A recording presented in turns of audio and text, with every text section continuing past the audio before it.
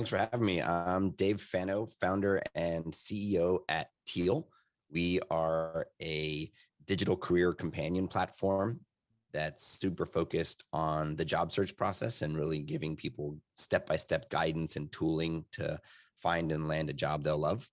Prior to that, I led growth at WeWork, where I grew a team from around 150 people to 3,500 people, which is where I really developed my passion for helping people grow their careers and seeing how tricky it was to navigate your career, but also really cemented my love for technology and startups and the excitement that can happen there.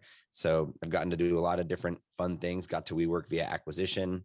So have done that, have been a multi-time entrepreneur, and now really excited about scaling Teal and helping every professional land a job they love.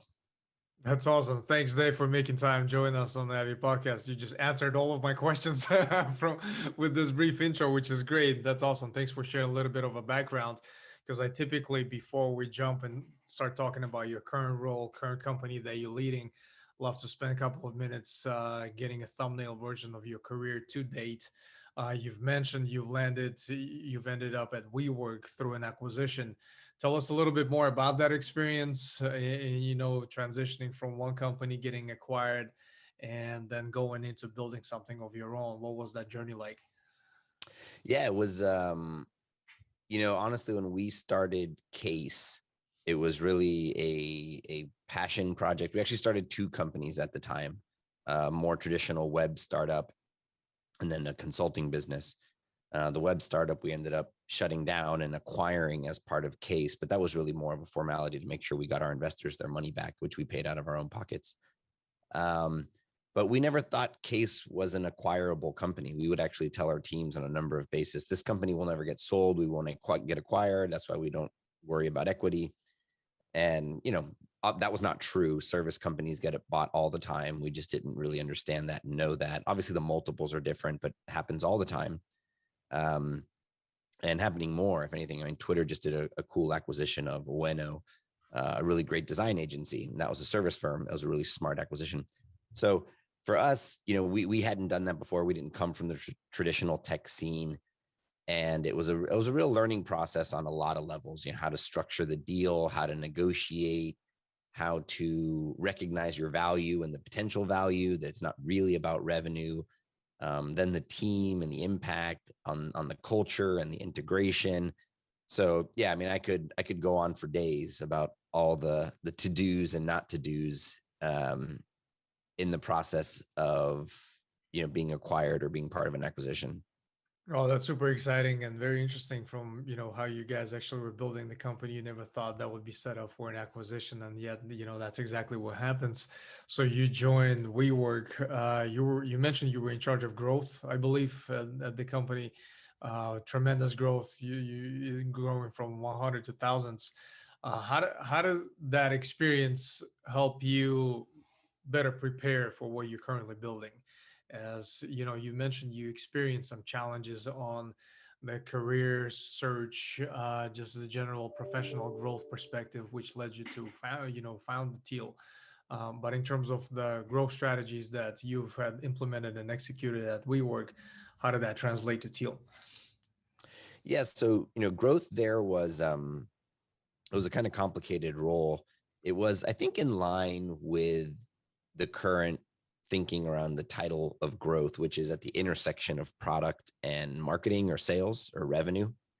I had essentially both rolling up to me, not the digital products, but the physical products. So all things real estate, which was really our core product at WeWork, and then making sure that the buildings were full.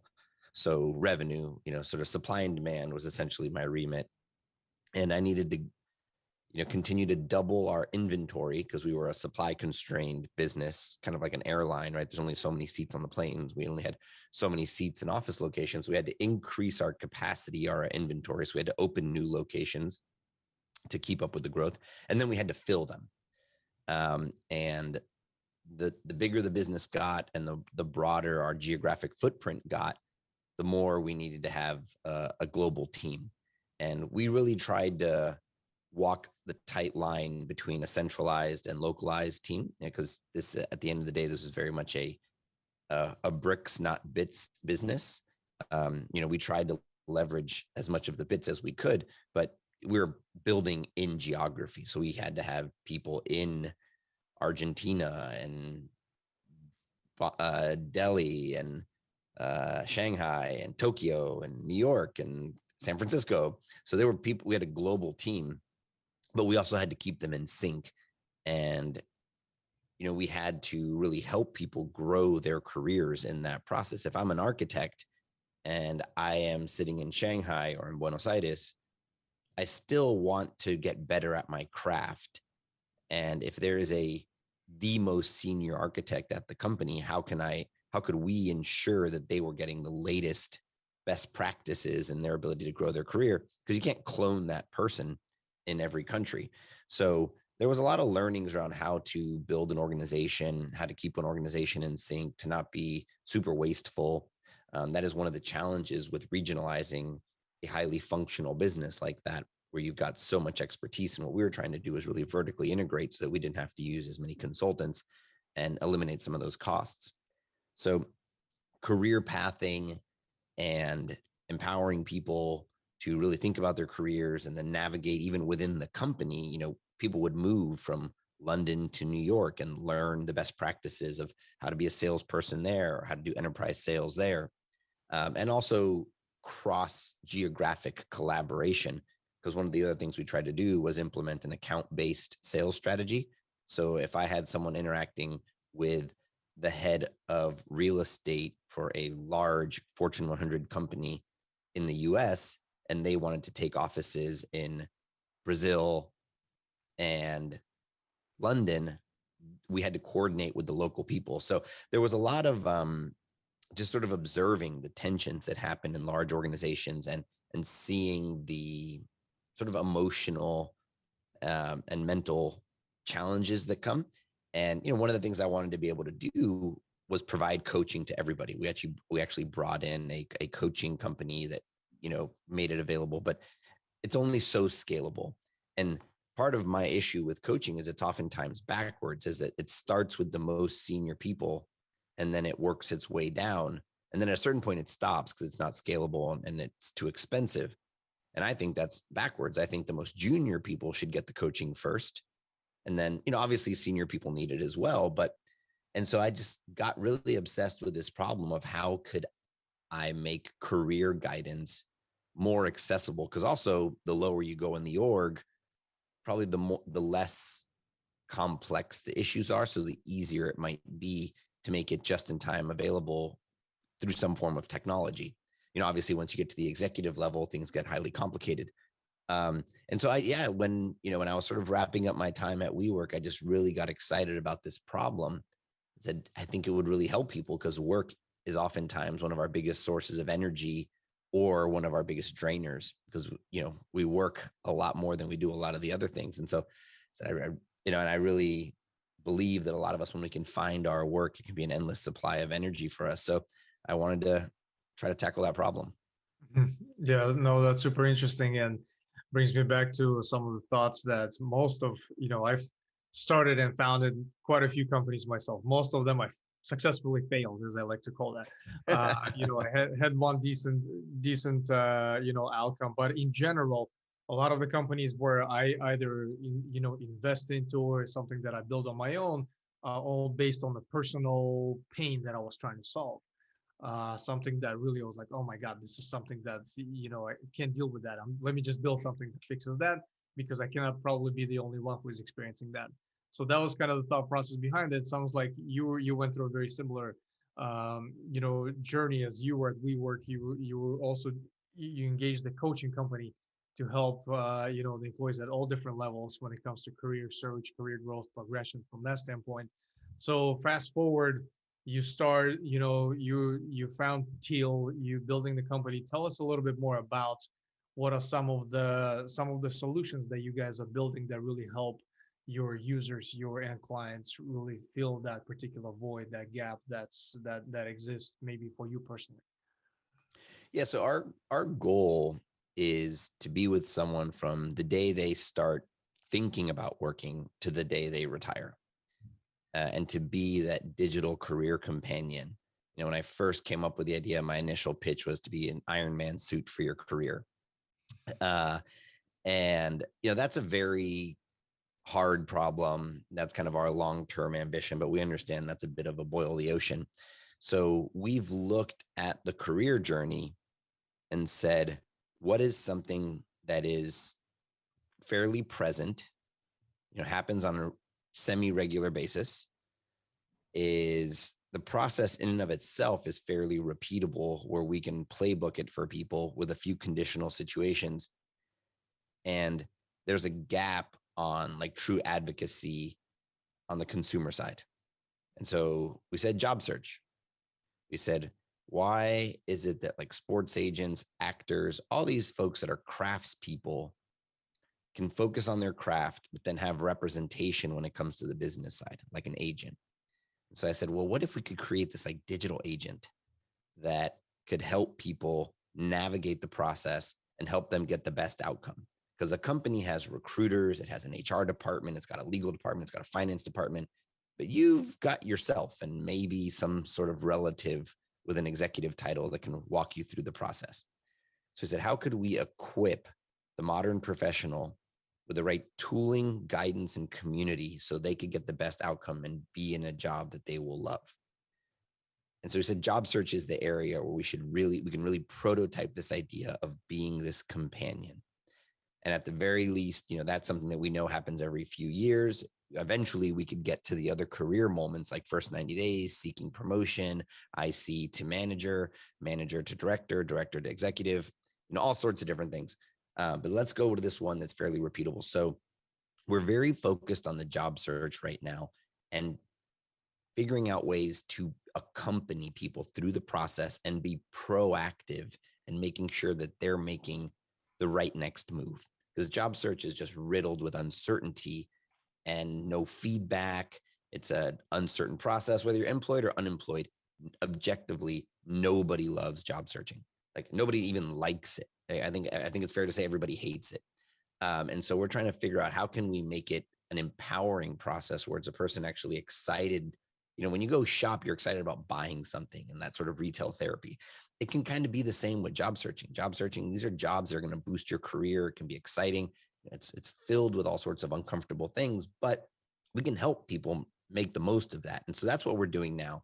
It's a platform. It starts with a Chrome extension because most people job search on the web, on their computer. They don't really do it on the mobile phone because you got to make a resume and things like that. So this Chrome extension that goes with you, so you can go to all the various job boards, because the idea of aggregating all the job boards is almost impossible because a lot of them aren't posted online, right? A friend knows, or they're networked, or so you bring it all back to then Teal, which becomes your command center, sort of central control for your job search process. You track it in like a very purpose-built CRM-like interface. And then throughout the process, we guide you. So if you take an action, we can then tell you the next best action. And where I'd say at like V0.1 of the dream of where we want it to be, we want it to help you negotiate. We want it to help you practice your interviewing, how to network, how to get introductions, to help you find the email address of the hiring manager, and to really put the process on rails for you. But so far, we just crossed 10,000 users. So people are actively using it. And, every day, every week, we're releasing new features to help people get better and better at landing a job they love. Oh, that's super interesting. And I agree with you. The overall concept to just, job search is definitely painful. It's not enjoyable. And the whole interviewing aspect is just such a broken process, such a broken system, I think, in general. So I can definitely see a lot of opportunity there for improvement.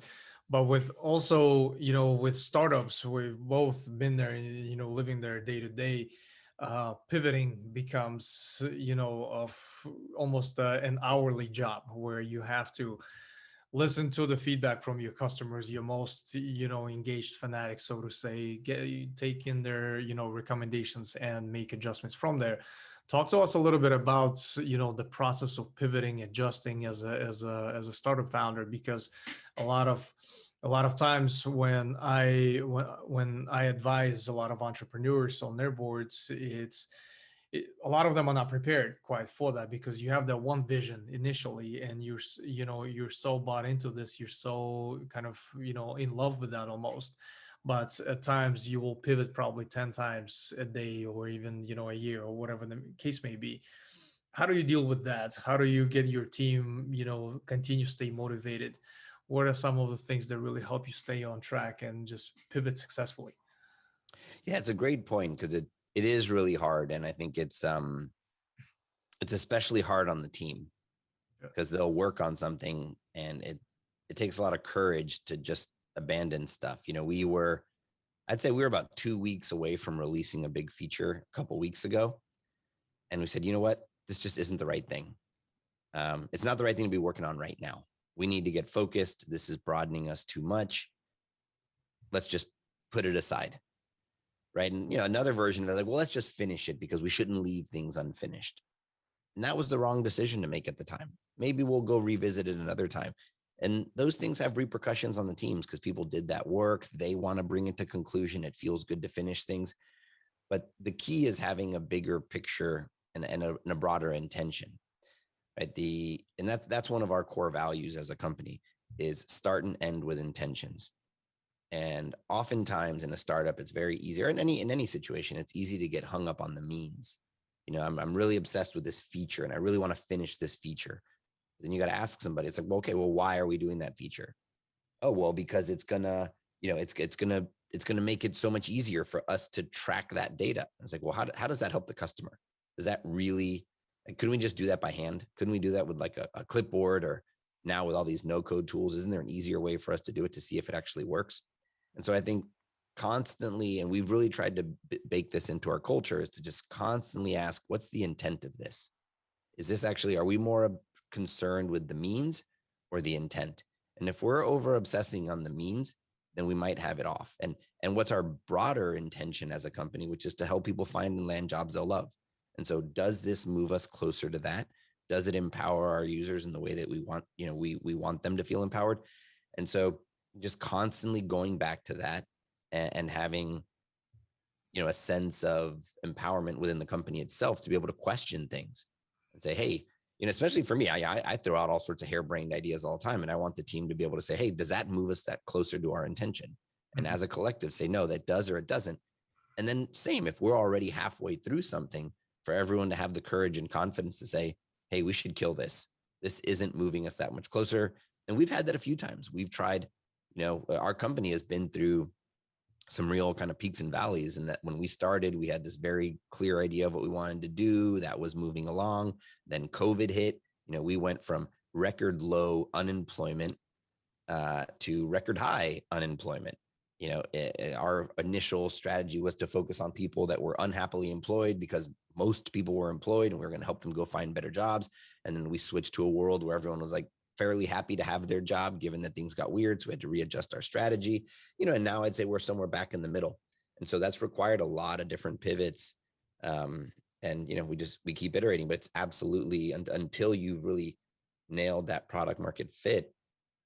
And even once a company gets big, right? At WeWork, at a certain point, we had to say, okay, well, desks and co-working is one part of the business, but now we need to expand into new product lines. Mhm. And so even that presents its own set of challenges. So having that longer term intentionality and vision for where you want to go and being able to use that as your North Star and keep going back to it, I think is absolutely core to having a comfort with iteration and recreating yourself. Right, right, absolutely. With with Teal's focus and really helping your users with the whole experience of the job search. Obviously, you research the industry in general probably very extensively. What trends have you seen or observed, especially as coming out of the pandemic, when it comes to job search, talent acquisition, just staffing and recruitment in general? What are some of the things that you're watching for? What are some of the things that you're very excited about? Well, I know more about this industry than I ever thought I would. And there's a lot of facets to it. And I also, well, I wouldn't say I know, I'm learning a lot about the psychology around careers and how intertwined our sense of self and identity is with our career and our work. And I thought I knew it, but I didn't have an appreciation for how connected those two things are. I use this example often that I would imagine most people probably have a friend that they know lost their job for some reason, whatever reason it might be. And then you'll be at a social gathering and you'll see that person say that they quit. Right. That's a sort of a broad brush accusation of a lot of people, but I feel like we've all kind of seen that at some point or another. And that is not a negative on that person. I think it speaks more to societally, and let me speak more for the US, because in other parts of the world it may be a little different, on just how much our identity is tied to being able to work. And I think it goes to a very human component of wanting to be wanted, right? If I get let go, that means I didn't want it. I wasn't good enough, which also not true. It could have been a personal reason. It could have been, who knows? There's a lot of reasons that people lose their jobs, but our society doesn't really have much forgiveness for that in terms of how we put a value on it. And so careers are incredibly complicated, like far more than some of these other things like dating or even substance abuse, because those, I think, we've kind of rallied around and said, absolutely, that's a sign of courage and vulnerability and strength when someone admits they need help with that. We're not quite there with careers. Losing your job is not something that people are, I think COVID made it a little, normalized it a little bit. But it's not something people are generally okay talking about. And it's sort of riddled with shame, unfortunately. And so what that leads to is complexity around people seeking help for it. And I'd say it's a prime example of the Dunning-Kruger effect, where people think they're better at something than they are because they don't have context also, but they don't learn how to do it, right? Most people don't learn how to job search. You just kind of sort of think you're supposed to know how to do it. And being deliberate and intentional. And oftentimes you also don't have the leverage in the process, especially if you've lost your job. At a certain point, you're just kind of like, a lot of us don't have enough of disposable income to kind of ride it out and wait. And even if you have a job, that process is incredibly scary because you're worried if your employer is going to find out, they'll just sort of drop you on the spot and then you'll be left with no job. So it's a really complicated emotional process. And that's what we're really trying to do, is like bring, at least like level the playing field. Yeah, for us, the company is not the villain. The company is actually the source of really amazing jobs and really cool things. But infrastructurally, they are significantly advantaged over the consumer. And so, and then, then you sort of layer in biases and all the inequality that's going on. So what we're really hoping to do is bring an infrastructure that puts the consumer at least a closer level playing field infrastructurally, so that they can feel empowered in the process. Great. And so, yeah, it learned a ton about it, and just every day learning more and more, which is exciting, but also hard to build products for. Yeah, no, absolutely. I'm pretty sure that takes, a ton of iterations to really try to identify if that fills a particular void. There's a saying, the best job is not always posted and the best employee is not always looking. So when it comes to, for all of us, as we've all been there at some point looking for a particular job. And as you observe that on a much more, granular level these days with the technology building for that sector, what are some of the most common kind of mistakes or the pitfalls that you observe when it comes to job seekers going about the overall concept of a job search in a less effective manner? What are some of the things that you pick up in terms of trends, and what are some of the things that they could do better? Yeah. So first and foremost is clarity. The folks that I see struggle and anguish the most in their job search are the ones that aren't quite clear what they want to do. And that's not a negative. I just wouldn't say that they're job searching yet.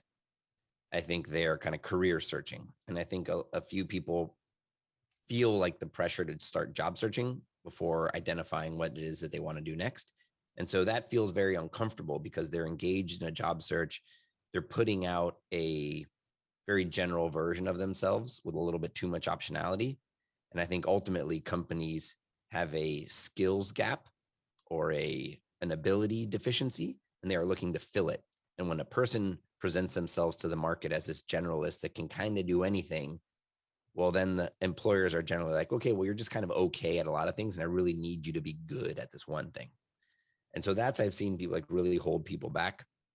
I'm sure you've interviewed folks who say, well, I can do a little bit of everything. I could do this, I could do that. I'm a utility player. And it's like, more often than not, people don't hire utility players. I think once you're in, they really value utility players, but getting hired as a utility player is a little tricky because oftentimes companies have an acute need and they want to make sure that they're addressing that. So that's something I've seen, which makes it a little tricky for career pivoters. But I think what I recommend often is, try one on for a week, at least like cohort your job search. If you're not sure what you want to do, is okay, well, this week I'm going to be a product manager and I'm going to apply to only product manager jobs. And then I'll see what kind of response I get on those. Next week, I'll be a product marketer and I'll apply to product marketing jobs. And then at least you can sort of cluster it and get feedback on the market in terms of, are you getting interviews? How are you getting feedback on the resume? Where I think when people try to do all of them at the same time, it's kind of death by a thousand paper cuts. So I'd say that's number one, is having clarity on what you're pursuing in the market. It's like sales. And then I'd say for another one is just consistency. It's a slog. It's a marathon, not a sprint. And I see people get like jolts of excitement. They get a few interviews, they stop applying, the interviews don't go through, and then their kind of funnel's not full. So I always tell people, just don't take your foot off the gas, so like cruise control, just don't stop, set a number, apply to 10 jobs a week, 5 jobs a week, until you have an offer in your hand. What's the worst that you can happen? You're stuck with 3 offers and you have to pick. Just do not stop the momentum. Momentum builds on itself. And so that's the other one, is as soon as people start to make some progress, because the process is so uncomfortable and nobody enjoys it, they stop applying, or they stop networking. And so that's my other one that I tell people is just keep it up, pick a pace and keep going. Don't let yourself slow down. Right. No, those are great recommendations. When we look at the other side of the spectrum, the hiring managers, the hiring organization, the interviewers, so to say, and I hear that a lot, even through some of the interviews that I conduct for the team members for my teams. And, in the past as well, where I observe others as they interview, a lot of times it's the focus on that lack of weakness, so to say, and what are some of the things that we can tolerate in that particular candidate that will make us more comfortable, being able to identify if we want that particular person on our team versus that lack of strength. What is the strength that we're missing on this team that we really need, and is that person capable of bringing that particular skill set to our organization, to our team? What are some of the things that you've been observing when it comes to effective interviewing, from both sides, from the hiring manager, from hiring organization, and also preparing your candidates for that interview experience to make sure that they get the most out of that? So they're kind of two very different questions. So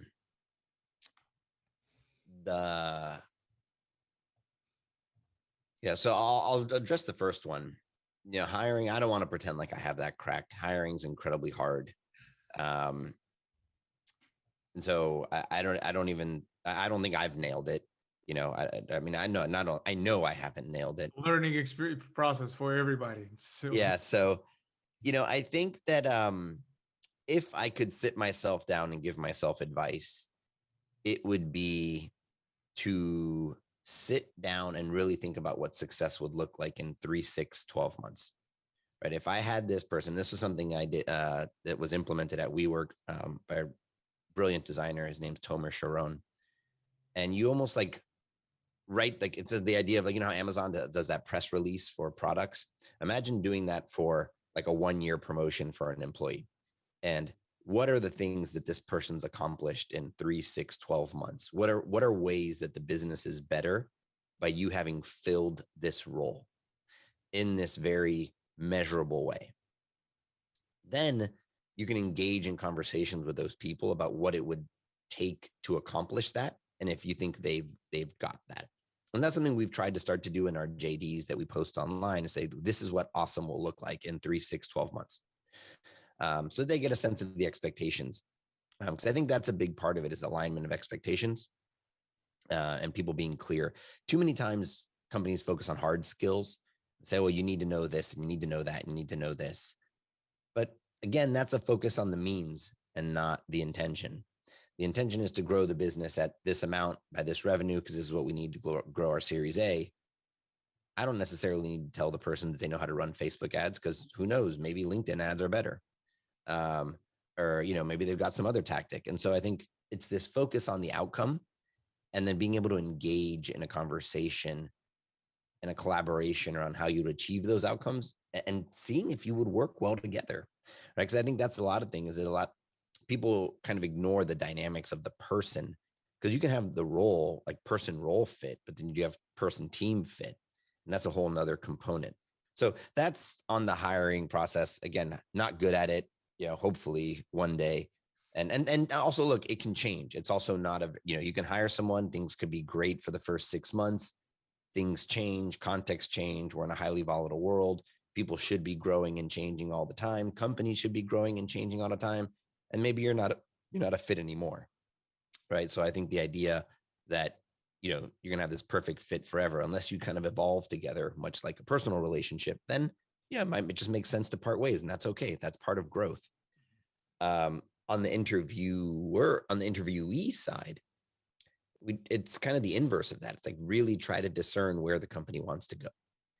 Too many times people get hung up on the JD, and the JD is great because it gives you a sense of what the company thinks they need. But then coming into the process and thinking about it like a researcher, we tell people you're a salesperson and your product is you.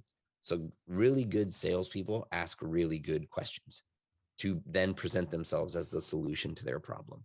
And that's what we tell people. A lot of times people approach interviews on their heels, and we say, no, actually go in on your toes, go in on the offense, come in and ask questions, because oftentimes those are the best interviewees, the people that ask really great, thoughtful questions, that did their research. Is okay, that's the kind of person I want to work with.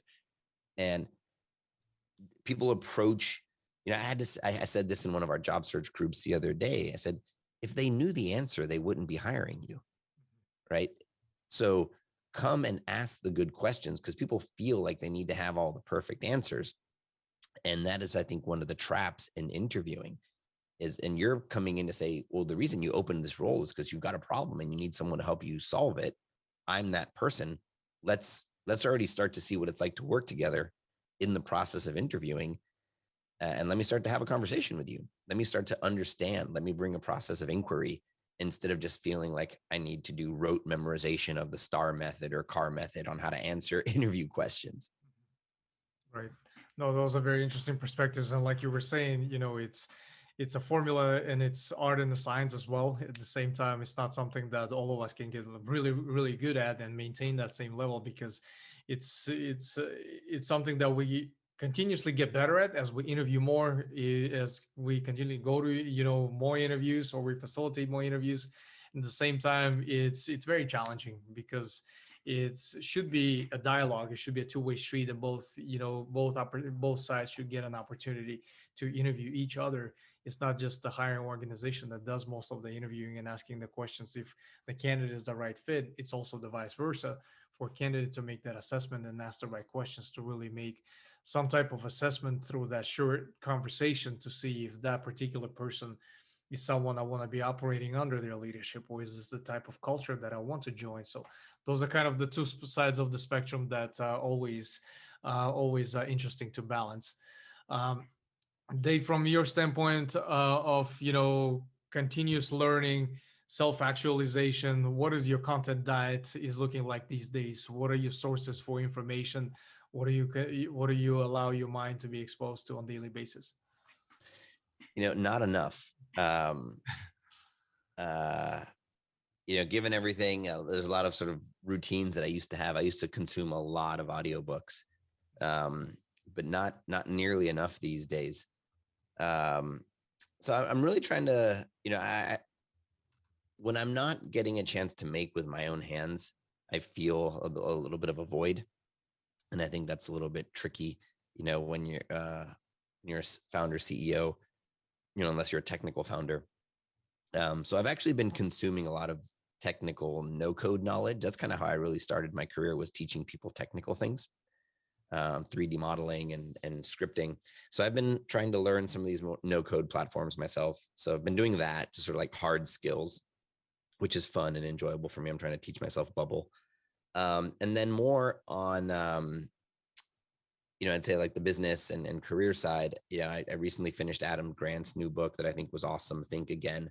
Going back to how we started this conversation around pivots and having the courage to do pivots and sort of leave something that you thought was right. I think today's society makes that even harder, right? When politicians change their positions, we call them flip floppers, but I think it's actually a sign of courage that you're willing to change your mind. And so I thought Adam Grant's new book, Think Again, was a really wonderful book. And then I'm always looking at things like personality and mental models and trying to codify ourselves.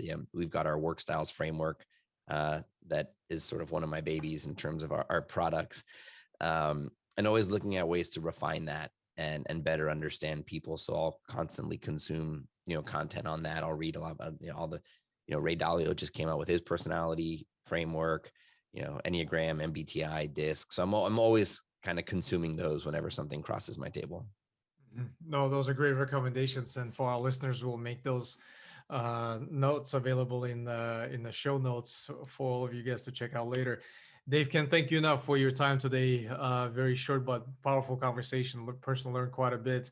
What I love doing with a lot of my guests on the podcast is do another recording in about a year to see how much have changed and transpired. We can revisit the conversation we had, at this point, and see what we predicted right and wrong. So those are usually a lot of fun. So I'm definitely looking forward to that. And thanks so much for your time today. Awesome. Thanks so much for having me. And maybe the next one we can do in person. Awesome. Looking forward to that.